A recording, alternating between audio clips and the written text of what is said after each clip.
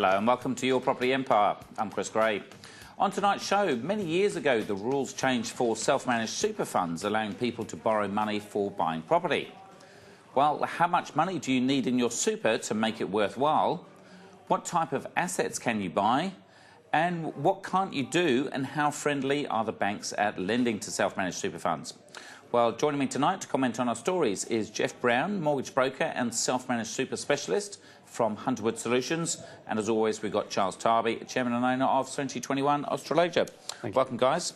Jeff, first time on the show, so just give us a quick intro on your background. Yes, Chris, I've been around for quite some time, as you can probably notice. But yeah, I did a lot of time with St George in the product management team, and I was lucky enough to be involved in setting up and putting out the self-managed super fund for St George Bank. Been broking now for about 3 years, and do a bit of everything, and self-managed super funds is part of my things I like to do. Cool. So probably the obvious question to start off for the viewers is, why would you want to invest in self-managed super versus, I guess, doing it yourself or putting it within a trust? Yeah, well, in a self-managed super fund, you're allowed to actually make your own decisions on which way you want to go on the decisions you make. So you can actually go out there and buy a property, buy commercial property, buy shares, rather than actually being in a group and say, OK, I want to be in this group, and they just go and do it for you. So it's simpler that way. Now, Charles, self-managed super funds is a bit topical these days. Someone's mentioned that young first home buyers, they might actually be able to start using that as a way to get in the market.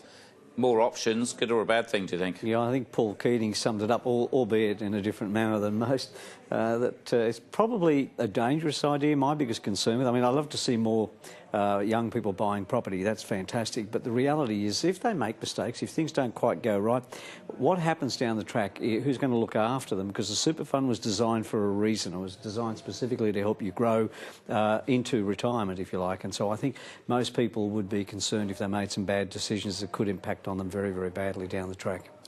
So, Jeff, I guess who's it eligible for? And I guess bouncing off what Charles has said is, what are the consequences if you don't do it right? Well, that's right. Basically, most people over 18 can have a super fund. People like, if you've had prior convictions for dishonesty, if you've had a disqualification from APRA or the taxation department, then you can't go into a super fund. So if you've done the wrong thing in a corporate life before, you can't have a self-managed super fund.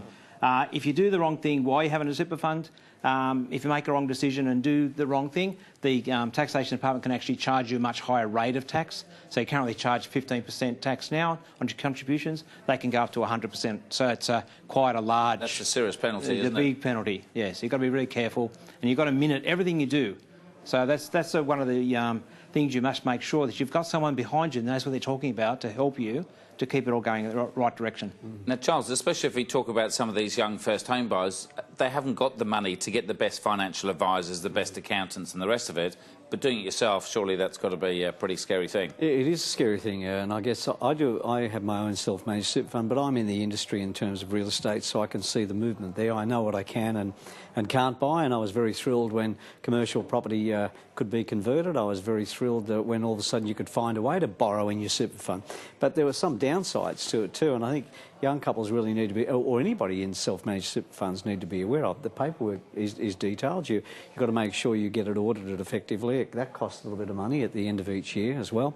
And the decisions you make, a lot of people have gone out and bought property for their own personal use in super funds, holiday homes, boats, etc., which you can't do unless there's a rational reason for it being part of your end result retirement. So there are some rules around it. But the one thing I found most difficult with it was that in one of my properties, I couldn't borrow against it. For example, it was there, and the only way I could get the money out was to sell the property, then go and buy something again and borrow against it. That was the one I found most difficult, because it cost me a lot of money to do that. I did do it at the end of the day, but it costs money.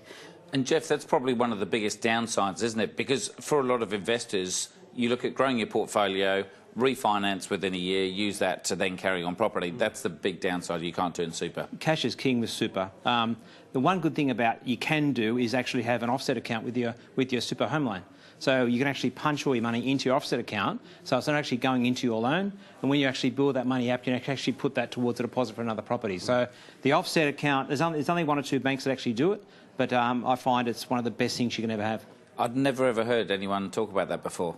I mean, it's normal in property investing, but not within self-managed super funds. Yeah. Well, yeah. The offset account was, I was lucky, as I said, I was on the team that put it together, and when we were putting it together, we actually just downgraded a normal account a normal home loan. And we said, well, why don't we leave offset in?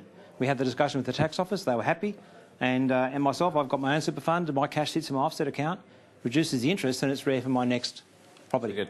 St George have always been innovators all the way. Well, we were very lucky. We're a very, very innovative team. Yeah. It was a wonderful time to work there. And what's generally the cost of running a self-managed super fund?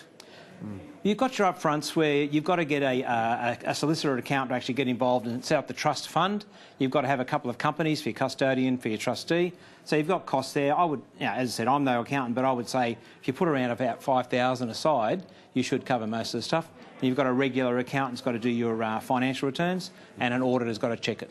It's just a little bit expensive at the. I mean, I know some friends of mine recently looked at buying a property, hobby farm, Ken and Dee out at Cowra, but, those sorts of things you've got to be very careful of too. That's right. In that sense, and the cost of them going out and doing all of that, probably prohibitive to some degree. You've got to have the dollars to start. Yeah. Like, I've had people ring up and say, I've got 60,000, can I do it? And I say, well, I wouldn't. Yeah. I can't. Obviously, I'm not a financial advisor, but my own experience is I want a couple of $100,000 to start it. To get That's it my going. feeling. Yeah. And Charles, from the real estate agents and the vendors' perspective, does it matter who's buying the property? Not at all, no. But again, it really comes back to you can't buy off a related entity. You can't do business off a related entity to some degree. Again, I think there are a lot of people out there right now, Chris, that if the taxation department did an audit, there'd be a lot of damage out there. You'd have to agree with that, Neil? Well, that's the thing. Like the ones, obviously, the people I see that I can actually say, well, yes, you can do this, you can't do this. So I'm advising them what the rules. I obviously can't give financial advice, but I'm giving them the rules. So they say, okay, well, say if you're a doctor, you can buy your own surgery and work out of there for a commercial, which is great. Commercial, yeah. Yeah, but So what are the things that you can buy within your super, say, from a property perspective? well, from a property perspective, you're talking residential or commercial property. If you want to borrow the money. If the bank needs to take a mortgage over something, so you can't buy a boat or something, you've got to buy something you can actually take a mortgage That's a over. shame. Tell him that. I was going to or wine. You can't. I've got 3,000 in super, so I wouldn't be buying a big boat, I'll tell you that. Yes, but that's the thing. Like, really, if the bank wants to lend you money, they've got to take security over something. And obviously, as we all know, banks like to take security over property. So commercial or residential property, but there's got to be the right type of property. Some banks won't go, like, say, a mining town. They won't lend you in a mining town. Well, they're restricting too in terms of the LVRs 50% on community title as an example. Yeah, exactly, exactly. But you set up a bare trust, and the whole process is really quite interesting. How you connect one trust to the other, and you move down those paths, because they won't lend you money directly in your super fund. In the true sense. Oh, they'll lend it to you, but the super fund doesn't own the property. Yes, so it's a very interesting process. Yeah, I learned a lot about it when I was actually getting it all set up, and that's why after I set it up, then I got my own super fund, because I understood it then. So. And Charles mentioned before about related party. Now, there's a difference between residential and commercial on that as well, isn't there? Exactly, yeah. Residential, it must be called an arm's length transaction. So it's got to be someone outside of your family. It doesn't have to be through a real estate. Obviously, I think it should be, but it doesn't have to be. As long as it's not someone related to you in some way, and some person is buying a property, great, you go and buy the property. Commercial is different. As I said, a doctor or a dentist can actually buy their own surgery and rent it back to themselves. So it's quite good that way. No, wonderful.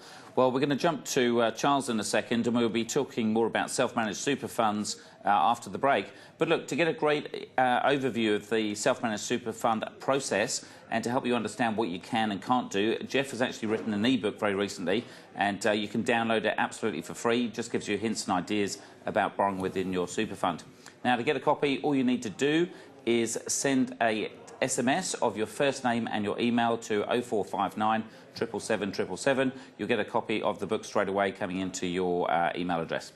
Well, Charles, let's jump to your figures. Yeah, what's going on? Yeah, pretty good again this week. The national clearance rate was 77.1%. This time last year it was 70.9%. So we're actually tracking better again for the last 2 or 3, 4 weeks and more. We've been tracking better in those rates, and Sydney was the best one. It came in at 81.1, followed by Melbourne at 79.9. The one that we've been talking a lot about is Canberra, 78.4% clearance rate. So I guess Canberra's is still a very strong market like Sydney and Melbourne, and for very good reason. Wonderful. So we're getting a common trend every week. Yeah. What's about the homes advertised for sale? Not good, not good. Now this dropped back again, but it's only slightly. Again, remember 3 weeks ago we had a massive 12.31% increase. Last week, negative 0.51. This week it's negative just slightly, but 1.11. I'd like to see it move, but I guess I'm going to take it over a period of weeks and even that out. I think we're in for a reasonable rise of stock coming up soon. I can see sort of that supply issue being fixed a little bit.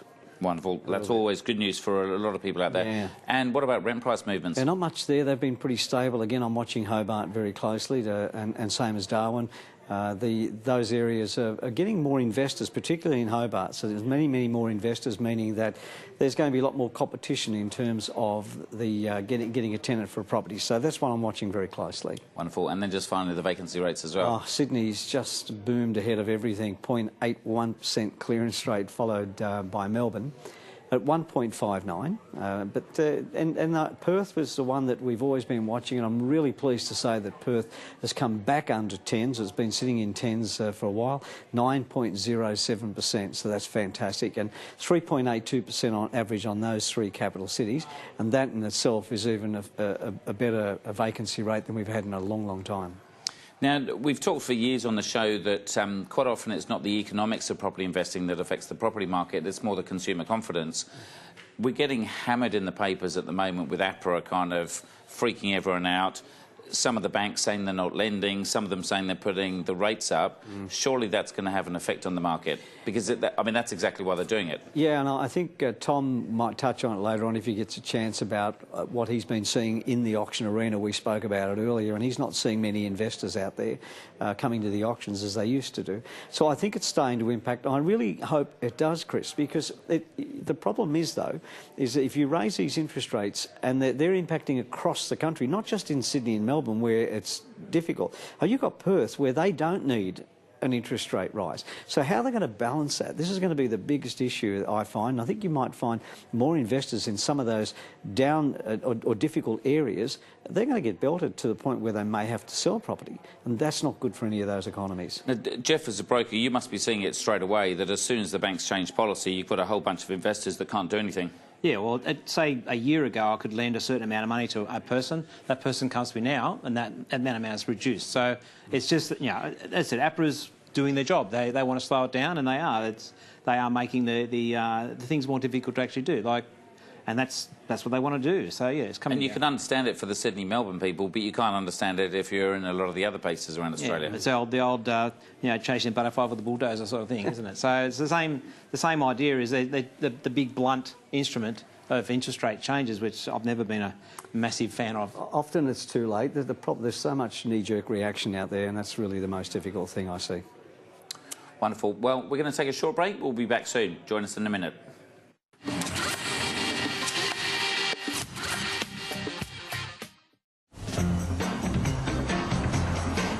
Say hello to Kia Sportage GT line, packed with features like panoramic sunroof.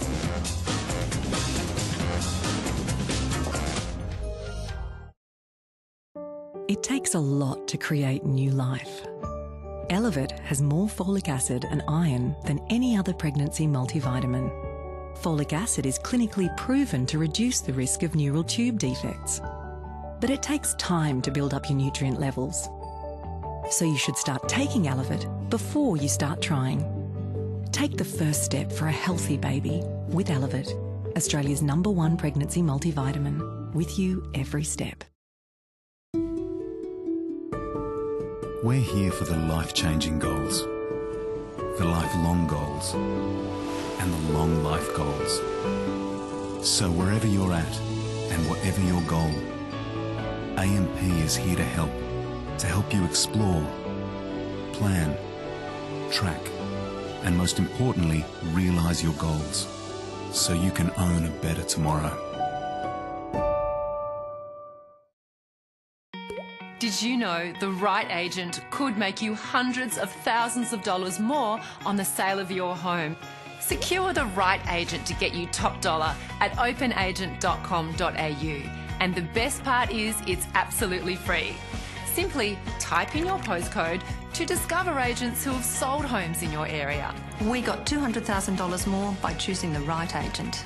Call or visit openagent.com.au. Well, you know you make me wanna kick my heels up and throw my hands up and throw my hair back and come on now, don't forget to say you will. You know you make me wanna say that you love me, say that you need me, say that you want me. The $10 Australian grown cotton tee. Naturally soft for tough love. Jump up and shout now.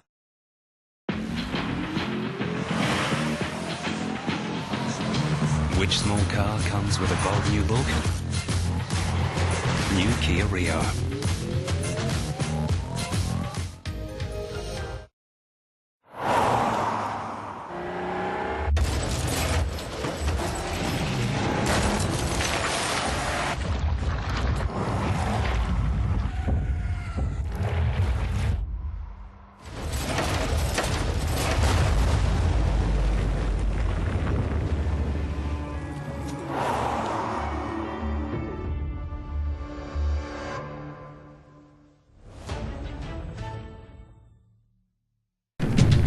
Cyclone Debbie will impact the tropical Queensland coast within hours. It is a dangerous system with torrential rain, destructive winds and a significant storm surge. An evacuation warning has been The issued. team here at Sky News Weather will bring you continued live coverage as the system strikes and as major flooding spreads south through Queensland. For updates, alerts and news as it breaks, always know what's heading your way. Sky News Weather, Channel 603.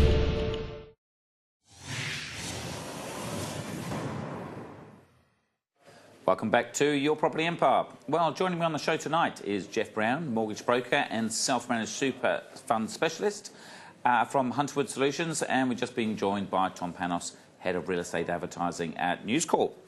So, Jeff, let's get back on the self-managed super fund chat. Who actually owns the asset with this? Because there's also some security as well that the bank can't necessarily repossess it. Well, that's right, that's right. So I won't take half an hour on this because it can get quite involved, but the super fund is a bare trust or a custodian, and it's called a bare trust for a particular reason where the whole point of the bare trust is just to hold the property on behalf of the super fund. So it's quite complicated, and as I said, I won't go into hours on this, but the bare trust buys it on behalf of the super fund. The bare trust gives the mortgage to the bank on behalf of the super fund, but the super fund's the actual borrower for the loan. So it is quite complicated, and anyone wants to talk to me later about it, I'm happy to talk to them, but I don't want to spend hours. And again, I think in your ebook you had all the diagrams and the rest of it, which is even too complicated for the TV. It is, and that's the thing. I'm quite happy to go through it. It is quite confusing for someone who doesn't know, and I don't want to sort of spend the whole time now talking about custodian. Tom, we were talking before the break that obviously there's a change in the market and people need to be more creative to find ways to borrow money.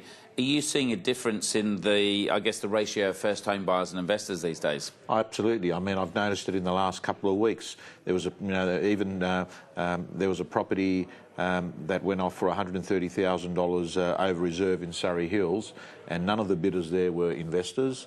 I noticed in all my auctions on Saturday, I did 10 auctions on Saturday, and out of the 10, Chris, there was no investors. The people that bought it were... And actually, how do you know the difference between an investor and a first home buyer? Okay, in New South Wales, people got to register, so the agent's got a pretty good idea of what their purpose is, and they'll say to me, you know, they'll say to me before an auction, they'll say, Tom, push that it's a good investment, right? When I asked them, what am I going to push about this property, they said, don't harp too much about investment because they're all owner-occupiers. Right, okay. And they got mummy and daddy or they got grandparents there?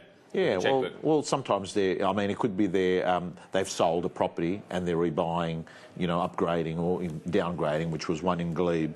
I was 7 out of 7 by 2 o'clock on Saturday afternoon, thinking I was going to sell everything, and the last 3 were apartments, newish type apartments, and they didn't sell, which says to me that it might be a bit of a few cold feet with those newer properties. Should have given me a call, Tom.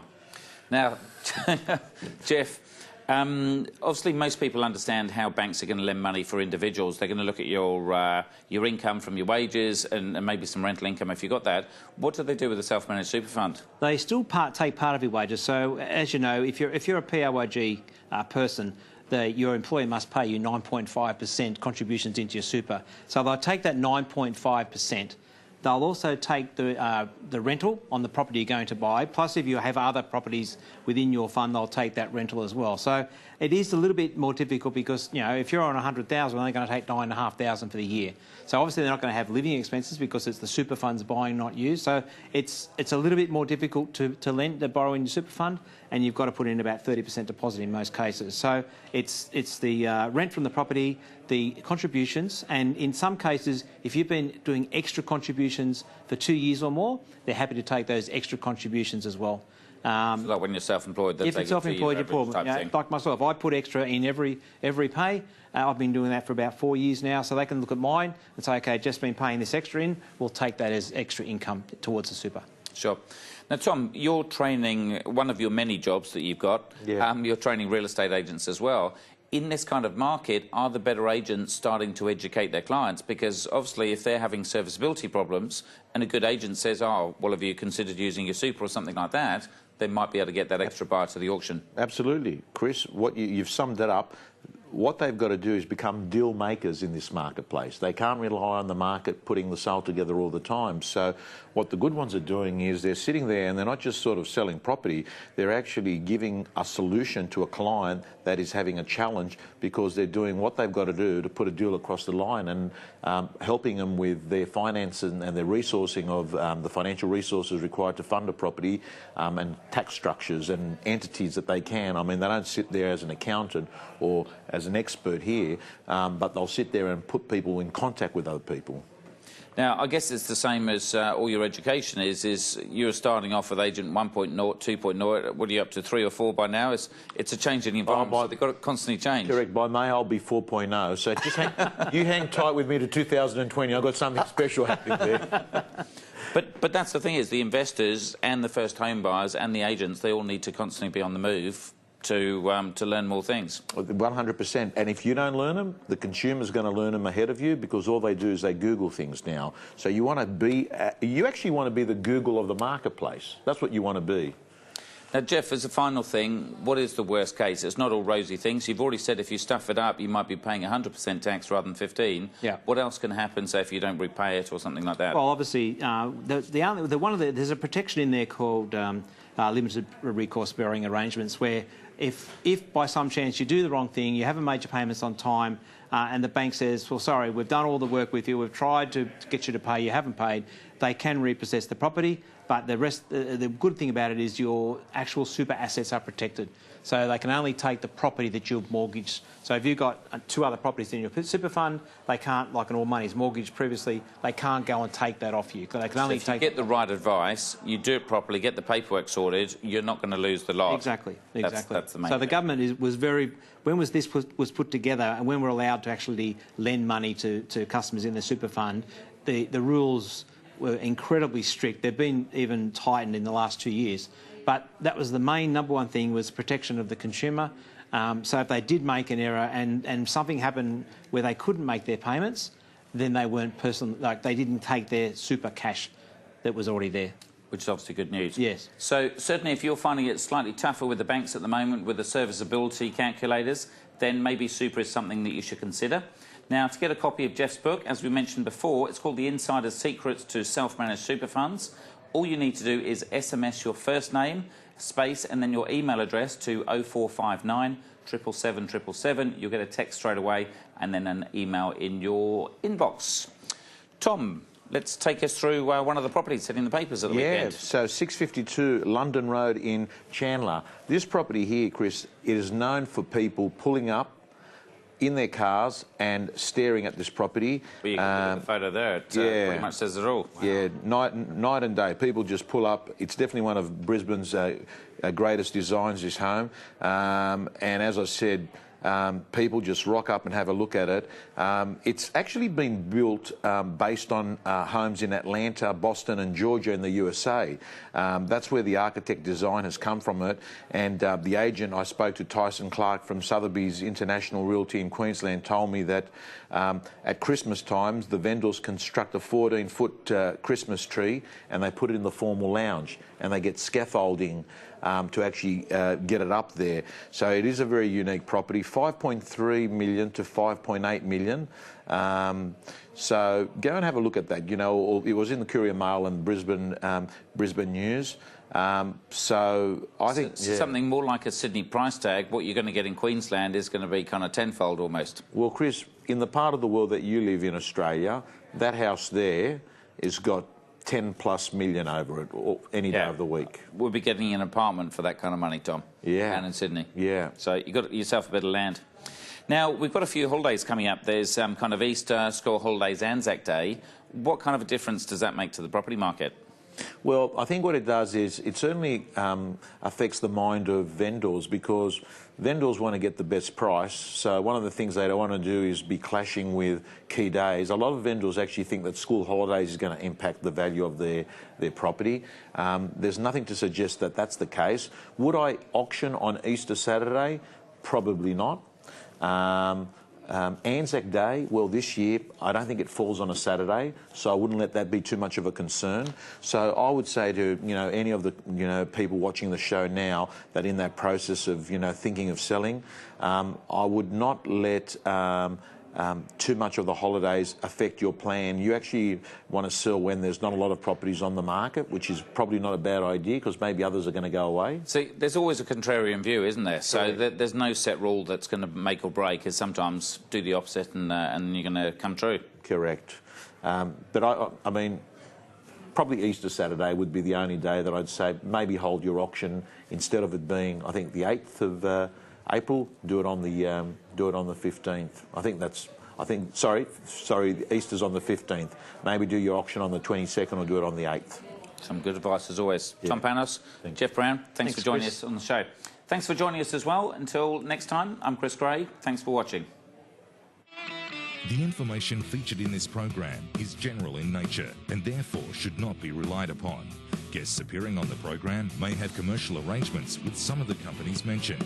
Before making any investment, insurance or financial planning decisions, you should consult a licensed professional who can advise whether your decision is appropriate for you.